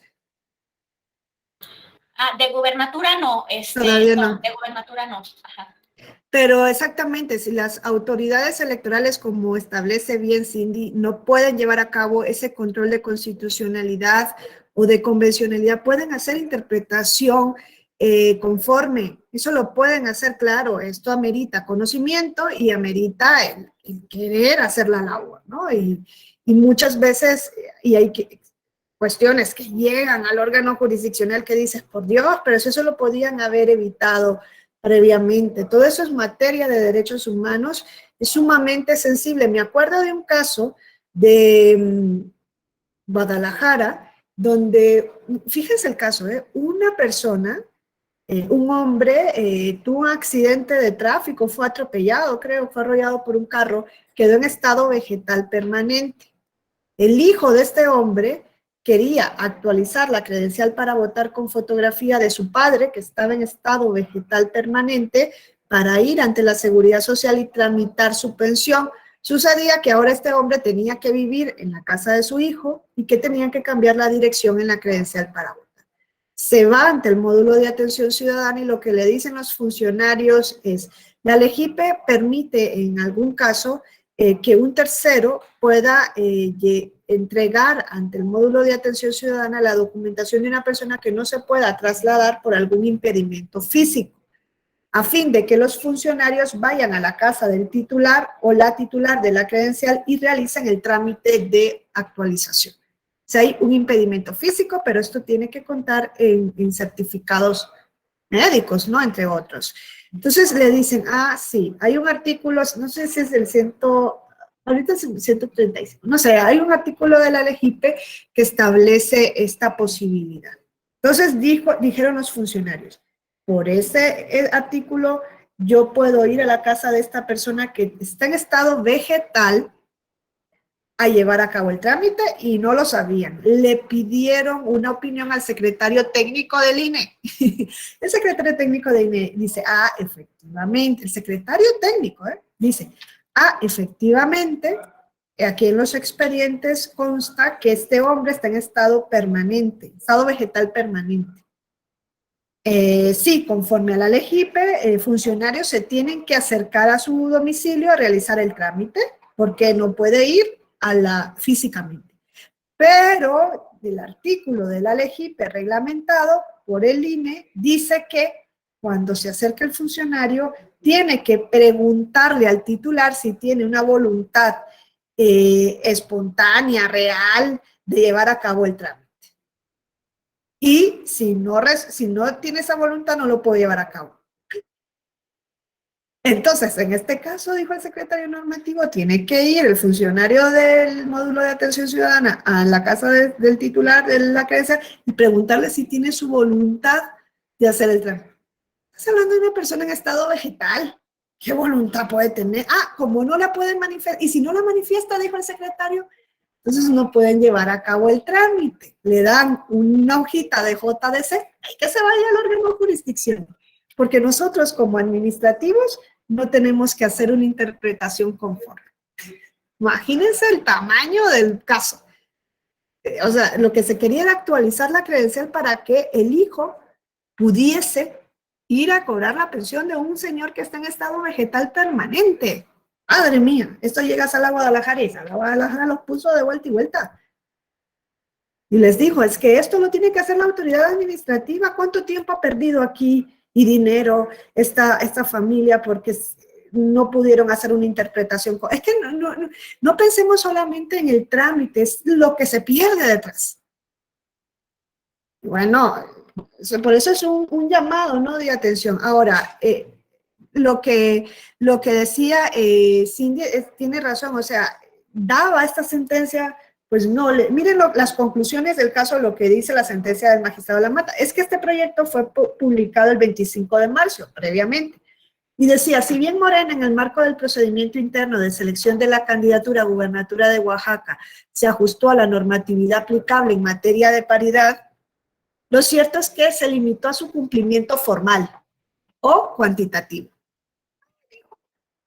Y aquí voy a traer a colación algo que dijo Cindy. Dijo Cindy, es que se trata del procedimiento de selección de un partido político. Ahí es donde yo iba ayer, que decía, bueno, quería entrar dentro del televisor a la sesión. No, es que aquí el punto es que el OPLE no cumplió. Es el OPLE el que no cumplió. Es el OPLE de Oaxaca el que no ha cumplido. No ha cumplido lo que en el caso de omisión del legislador. Aquí las autoridades no cumplieron. El legislador no legisló. El OPLE tampoco hizo nada. ¿Me entienden lo que les digo? A ver, el legislador estaba vinculado a emitir criterios en paridad de género, a emitir criterios de paridad sustantiva. Ya no nos vamos a quedar en lo formal, sustantivo. Es importante ver a mujeres en puestos unipersonales porque son donde se toman las mayores decisiones. Está la mujer tomando las mayores decisiones. Visibilizas y normalizas que una mujer puede ser gobernadora. Así como es importante ver a una persona con discapacidad en estos puestos. Visibilizas y normalizas que una persona con discapacidad puede ejercer ese cargo. Hombre, en la discapacidad luego es que hay acciones afirmativas que dicen, ah, sí, y tienen que postular a un candidato o candidata con discapacidad física, Como me pongas a uno con discapacidad intelectual, a una persona con síndrome de Down, no, eso no. Ay, es que lo de las acciones afirmativas tiene su rollo, ¿Hasta dónde? Discriminamos con la acción afirmativa porque solo con discapacidad física. Es importante visibilizar. Sí, para eso es la acción afirmativa, para visibilizar. Y en el momento en que está normalizada ver a las personas en esos cargos, la acción debe desaparecer. Ergo, aquí hay un principio de paridad, es un principio constitucional. ¿Cuál es la diferencia entre una acción afirmativa como las cuotas de género que existieron en México y el principio constitucional de paridad? La diferencia es que las cuotas son temporales, son acciones afirmativas, que uno de sus elementos es que tienen que ser medidas objetivas, temporales y medidas proporcionales. Y el principio de paridad es un principio permanente que va a estar en la Constitución hasta que la reformen y la quiten, si es que o sea, ¿me entienden? Uno es temporal, cesan cuando se cumple el objetivo, y el otro es un principio permanente. Para el caso, por ejemplo, de las personas con discapacidad, se han introducido a nivel federal y en algunos OPLEs a nivel local, acciones o legislaturas a nivel local, acciones afirmativas. ¿Pero qué quiere decir? Vamos a poner a la persona en el cargo, visibilizamos, normalizamos y tiene que desaparecer. En cambio, la paridad es permanente. Pero para implementar la paridad hacen falta acciones afirmativas. Nos hemos dado cuenta que el principio en sí mismo no es suficiente. O sea, tenemos paridad, pero claro, hay una acción afirmativa que te dice que la fórmula tiene que estar integrada por personas del mismo género. Tenemos paridad horizontal también, y ahora se debe introducir una acción afirmativa para llevarla a la práctica. ¿Y cuál es la acción afirmativa que se está introduciendo? La regla de la alternancia. De eso se habló ayer, la regla de la alternancia, ¿qué significa? A ver, vayan a leer la Constitución de Coahuila, que fue reformada en diciembre del año pasado, dando cumplimiento a esa sentencia del tribunal donde dicen los legisladores, tanto el federal, que no lo ha hecho, ¿Dónde ha regulado el federal la paridad gubernamental? Y nadie le dice nada. ¿Dónde están las mujeres? Ahí sí yo digo, ¿dónde están las mujeres de las cámaras federales que no están impulsando esto? Porque no llegamos solamente a visibilizarnos, tenemos que llevar una agenda. Y no solo las mujeres, las personas con discapacidad, las personas de la diversidad sexual. Una agenda, hombre. ¿Y dónde está la agenda? ¿Por qué no se potencializa eso? No está. Ahora, Es la regla de la alternancia. Les digo que en Coahuila se introdujo una regla de la alternancia para cumplir con la paridad horizontal en gubernaturas. ¿Qué se dijo? Okay, tras esas reformas se dijo, miren, vamos a tener las personas no binarias también. Es que aquí vamos a, y me decía una vez el magistrado Lamata, y aquí más vamos a incluir, y digo, pues ya veremos qué va surgiendo. Ahora tenemos esos grupos en situación de desventaja. Bueno, vemos que otros grupos puedan surgir. Y lo importante es que todos y todas, todes estemos visibilizados. O sea, abrir esa inclusión. Pero bueno, lo que quiero es que Coahuila reguló y dijo, a ver, nuestra gubernatura se renueva en el 2024. Tienen un gobernador hombre. Entonces dijo, vamos a introducir la regla de la alternancia, pero no en 2024. En 2024 los partidos pueden presentar mujeres, hombres, lo que quieran. Se ve que hay un candidato hombre que hay... En 2024 no, ahí el que salga electo. Pero si en 2024 sale electo un hombre, en 2030 los partidos solo pueden presentar candidaturas de mujeres. Para que salga electo una mujer, es que de otra manera no va a salir. Ah, pero si en 2024 da que sale una mujer, en 2030 los partidos pueden presentar hombres y mujeres. Si sale un hombre, entonces en la siguiente, solo mujeres. Se ve que en 2024 había ahí alguito que no lo quisieron tocar. Ergo, la sentencia de sala superior va por ahí, la de ayer. Miren, el fondo aquí del asunto, ya voy Axel, te doy la palabra. El fondo aquí del asunto es que nos perdimos. Miren, dice la conclusión, Morena no se ajustó a cumplir su normatividad en materia de paridad de género, que es formal. Lo anterior, porque en la normativa partidista no hay mecanismos para garantizar la paridad sustantiva en las candidaturas a cargos de gubernatura, por lo que deberá emitir las disposiciones conducentes para ser aplicados en los procesos futuros. Pues ya será en 2000, que ahorita es 22, pues ya será en, ¿cuántos son? 6 años, ¿no? Lo de la gubernatura. En el 28, pues ya será en el 28, hombre, para el futuro. Y el INE deberá verificar que Morena emita las normas ordenadas y verificar y ordenar que se ajusten a lo anterior el resto de los partidos políticos nacionales. Pero no ahorita. No, pero ahorita no ha cumplido el legislador, ni el federal, ni el local de Oaxaca, ni el OCRE. Ah, sí, pero pues no cumplió, hombre. Eso era el punto que yo sí esperaba en esta sentencia, porque la omisión es un acto que se actualiza día a día. Y Sala Superior podía haber dicho, aquí hay una omisión. Aquí hay una omisión por parte de la legislatura y por parte del OPRE que no cubrió esa omisión, como se dijo en la sentencia de gubernaturas del 2021. Y como hay una omisión, yo entro a decir que tiene que presentarse candidaturas mujeres. Y que los partidos, que háganlo como puedan hacerlo, que inicie pues que lo hagan, así como lo ha hecho. Eso es lo que yo esperaba ayer de Sala Superior. Eso es lo que yo esperaba ayer de Sala. No que me digan que en 2028. Eso no se puede postergar ya. Si eso es lo que ha venido diciendo Sala Superior, es paridad ya. ¿Por qué me dicen ahora que hasta 2028? Ese es el punto que yo quería tocar. Quizá ahí yo me... Y miren que es nuestro jefe de la mata, pero pues aquí hay libertad de expresión. Yo no la vi. Ayer no la vi. Dije... Luego la sentencia, si la lees, está bien estructurada, en la sesión muy bien ordenada, argumentada, pero yo dije, sí, ha sido un tribunal revolucionario. ¿Dónde se quedó ahí la revolución? No la hubo. Axel. Gracias, doctora. Disculpe, es que fui a cargar mi computadora. Sí. Bueno, yo estuve escuchando la intervención de Cindy. La verdad es que es muy interesante porque, como usted lo dijo, hay barreras, tanto ideológicas como tácticas, para implementar este tipo de, primero de debates, para poner sobre la mesa estas ideas.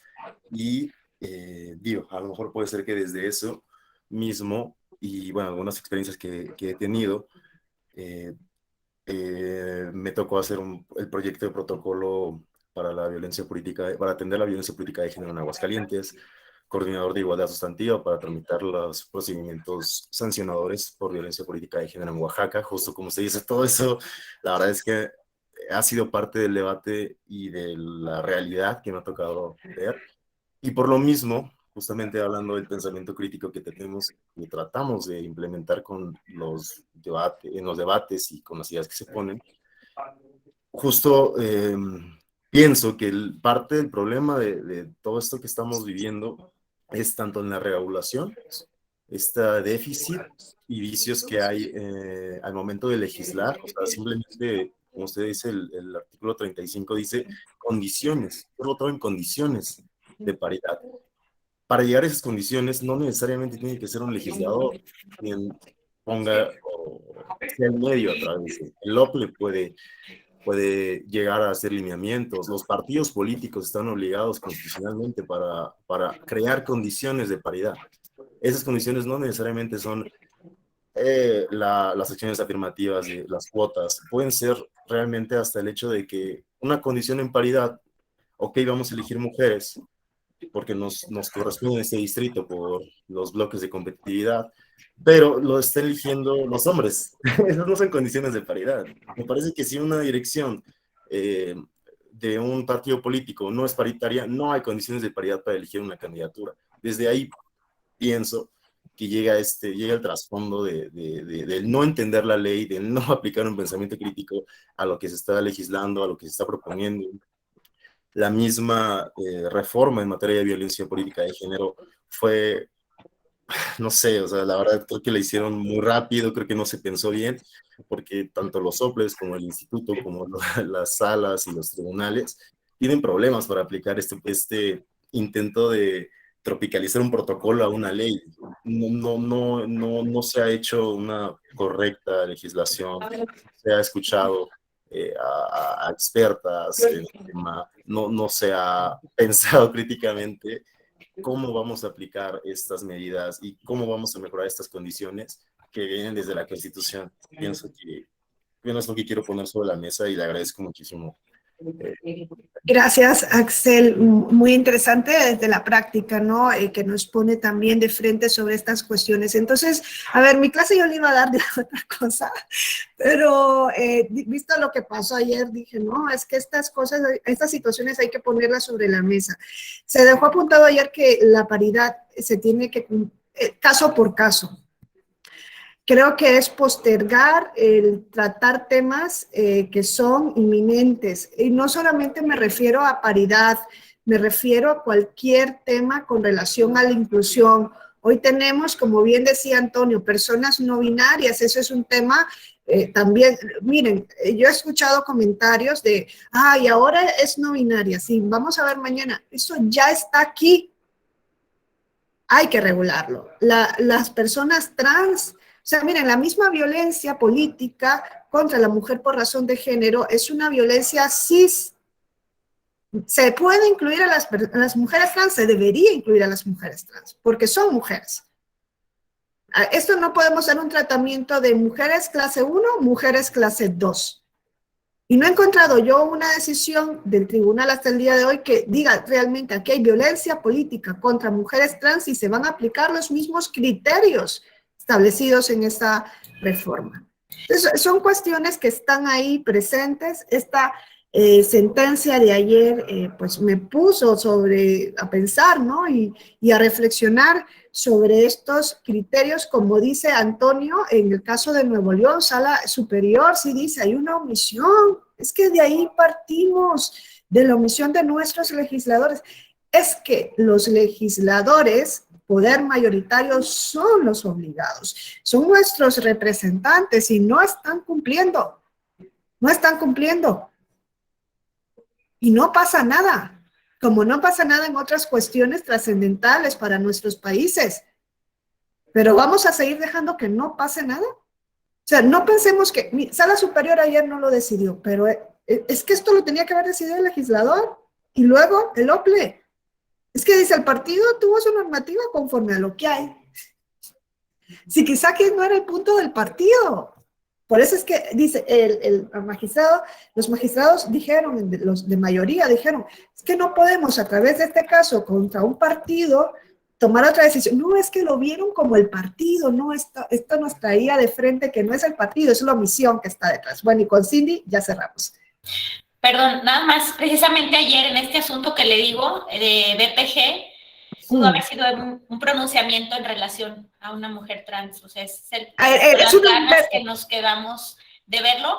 Y también otra cosa, ahora sí que, como dice usted, libertad de expresión, ¿verdad? No nos hagamos, porque aunque luego el tribunal puede decir que no puede asumir jurisdicción o que es a otro a quien le corresponde, sí puede dar como cierta línea, o sea, sí puede decir, ¿sabes qué? Tú vas a resolver, pero acuérdate que hay este principio, este otro principio, este otro principio, alternancia, paridad, todo esto, y con base a eso vas a tener que resolver, o sea, no le va a decir que resuelva, pero sí le puede decir cómo, y hemos visto luego sentencias en amparo que aunque dice, dejo libertad de jurisdicción para que resuelvan, le da los lineamientos o les da las pautas sobre las cuales tienen que resolver. Entonces sí se puede. Este es el caso de la mujer trans, que claro, no fue electa por voto popular y por eso dijo Sala Superior que no podía entrar a conocerlo. No, es una mujer trans que es consejera electoral y fue violentada por el presidente del que fue un cargo por designación y dice, no puedo entrar a conocer porque es cargo por designación.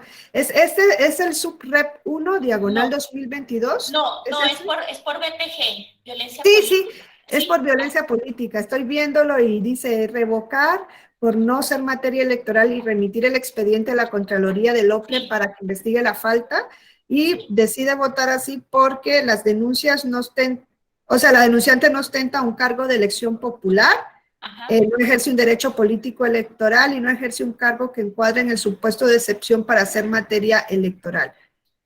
Ese es el caso de la mujer trans. Sí. Yo estaba esperando. Esperábamos una de fondo. Sí, ameritaba una de fondo. Bueno, pues les dejo con estas reflexiones, no son asuntos menores. Siempre les digo, por ejemplo, verlo desde la perspectiva de la discapacidad, nadie está exento de esto. No sabemos qué pueda suceder y creo que nadie quisiera estar invisibilizado y fuera por tener esta condición personal, y eso es materia de discapacidad, es diversidad sexual, son personas extranjeras también, eso va a tener que ser tocado en algún momento. Hoy dentro de la diversidad tenemos a las personas no binarias, que esto sí entra en conflicto con la paridad, ¿dónde las ubicamos? Porque las mujeres trans no tienen que entrar en conflicto con la paridad, son mujeres y tienen que ir dentro de la paridad, ¿sí? Ya lo ha dicho en el caso de los muchas, el Tribunal Electoral, de la tercera edad, como dice Antonio, para allá vamos, ¿es cierto? Mayores de 60 años, dice, ¿no? Y pues todo esto es un tema que genera mucha controversia y que amerita mucha reflexión. Pues hasta aquí lo dejaría, les invito a ver la sesión, les invito a reflexionar sobre estas materias, reflexionar quienes nos están representando, no están cumpliendo con su misión, no sé qué están haciendo entonces en las legislaturas y pues muchas gracias y los veo en otras sesiones de la escuela. Gracias por acompañarnos. Ustedes hacen que esta escuela siga trabajando. La verdad que son la pieza fundamental y pues yo admiro que dediquen este tiempo para la capacitación. Gracias y pues quedo a su disposición en lo que les pueda ser útil. Aquí les dejo mi correo electrónico en el chat. Por si necesitan algún tipo de información, sea de este tema o de otro que les pueda interesar. Y pues, y también la dirección de Twitter. Bueno, gracias y nos vemos.